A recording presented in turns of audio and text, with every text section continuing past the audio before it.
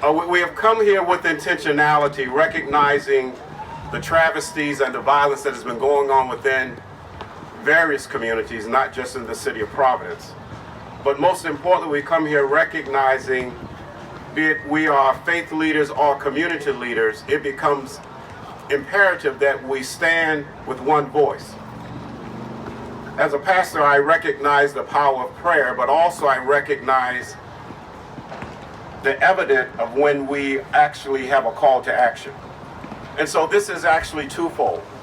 We come here recognizing that we will pray for what is going on throughout a city and throughout this nation in regards to gang violence, in regards to violence in general, domestic violence, whatever the case may be. But we also recognize we want to give our community tools that they can utilize to change behavior. And that tool that we will introduce after the prayer vigil will be AVP, which is Alternative to Violence Project. It becomes very important to recognize that as community, we are one. And when we are one, all of us hurt. But also we recognize that we are very familiar with the persons that are the oppressors in the sense of gun and gang violence. We know the family members. We have had some type of interaction with them. And so we are naive to the fact. And so therefore it becomes imperative that we understand the significance of being able to share tools with family members with the effort to change behavior. This is not an overnight process. This takes time. When we look at what is going on, this has been a generation, 4 generations, 400 years of oppression that leads to frustration, that leads to disparity. This is not a 1920 or 2020 incident.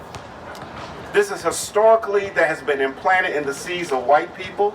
This has historically been implanted in the seeds of black people. And as a result, we've come to a crossroads where we all hurt. And so as you look around, it's not just black, it's not just white, it's not just Latino. There's a melting pot of persons that stand wanting to make a difference. And so what we will do with intentionality, each person will pray or share a word for 2 minutes. After that time, we will have a brief overview of AVP, Alternative Violence Project, and then we will have an activity that will help us in regards to the importance of community. We are here for a purpose, but not just here to pray.